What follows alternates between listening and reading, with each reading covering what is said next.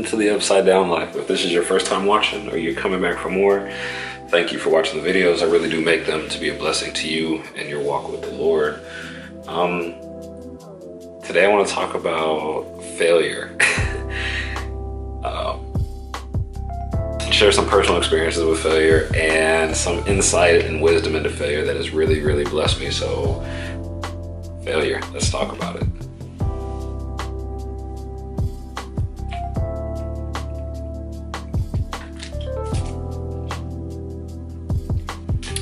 All right, so when I do that, I'm putting down, if you've ever seen cameras with the screen that pop up, so I have a Sony and it comes straight up instead of out to the side.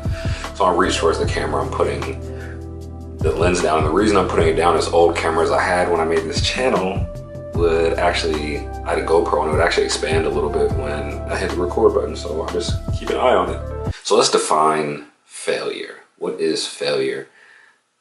This is me. This is Evan. I define failure as giving up. So I personally believe that as long as there's life in your body, you have the ability to not be a failure. And it all comes from my parents' description of what failing really is. And this is from an educational standpoint. Like when you take tests, like my mom has been a teacher, or she was a teacher, now she's a librarian, longer than I've been alive. My dad was an instructor and a manager for the FAA. And one thing that they both have taught me is that when you fail a test, say 100, you get a 50, it's not telling you that you are a failure. What it's telling you is that there's 50% of the information that you didn't get that you need, right? The test is stuff that you're going to need moving forward. And so it's the same way with the Lord. Like if you fail, let's just call it failure, right? It doesn't make you a failure. It means that there's information that you need that you do not have. And the awesome part about that is if you know that there's something you don't have but you need, now you know what you don't know and you can go get it. And that's the beautiful thing about the Lord is he has everything. And so I just want to encourage you in that. So let's talk about this failure in a very recent thing in my life. We just did a 21-day fast in the city in Terre Haute where I live. And I decided, I have no idea where this came from, only the Lord. I wanted to read the Bible in 21 days. I did not.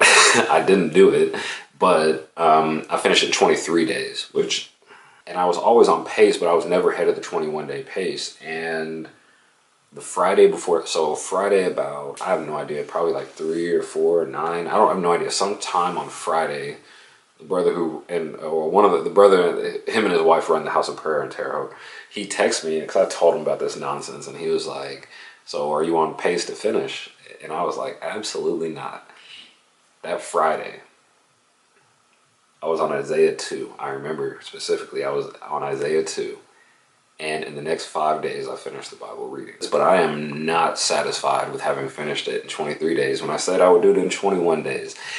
And so here's the thing about failure, right? I think that when we encounter failure, our response to it is of the utmost importance. David, the Battle of Ziklag, he's got all his men with him, and when they go home, their wives, their children, all their stuff is gone.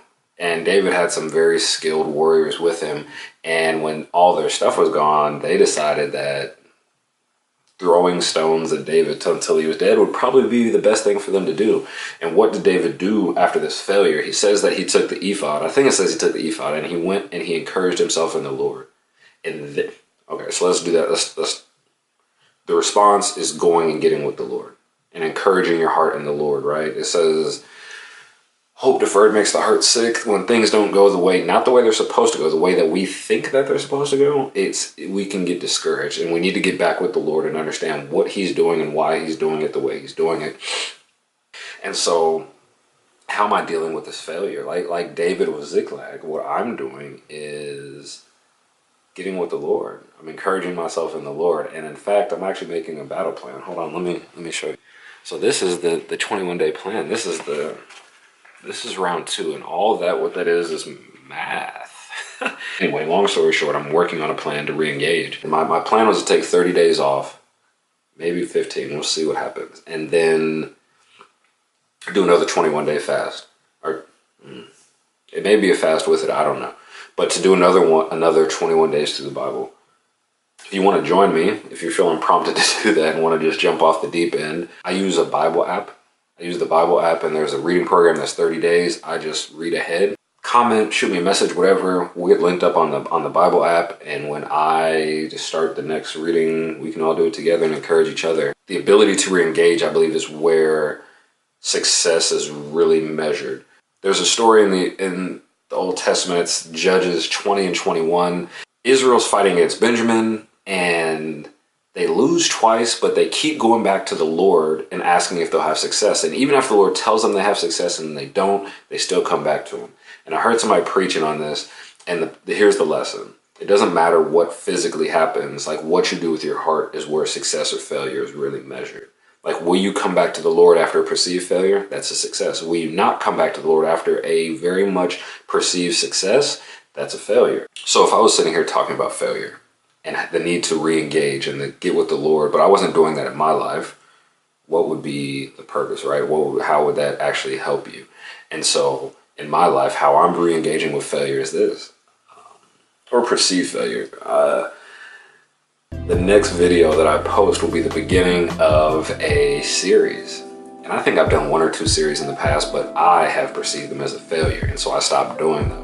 And so I'm stepping into something that I perceived I failed at, and I'm trying again, this time with the Lord's guidance and with his encouragement, just like before. And in that, I believe it is a success, even taking the step towards it. So I want to encourage you to get with the Lord and talk to him about the things that you call failures. And see what he says about it. Here's the reason being. Here's something that I've learned. The darkest places in our lives that we don't ever want to go to, that we don't want to think about, deal with, whatever. Inside of that darkness is a truth about ourselves that's been hidden and stolen by the enemy.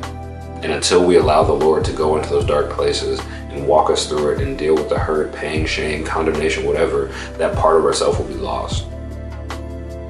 So I want to encourage you to let the Lord deal with those places that you consider a failure. Yeah.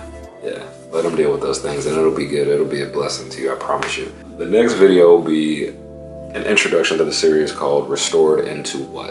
And it's kind of going along the premise of we're being restored, and maybe you don't know that, right? But we're being restored, sanctified, kind of parallels. But what are we being restored into? I think that Luke 15 gives some great answers on that. So we're going to dive into that. And yeah, so that's the video. I love you guys. I'll see you next time. Peace.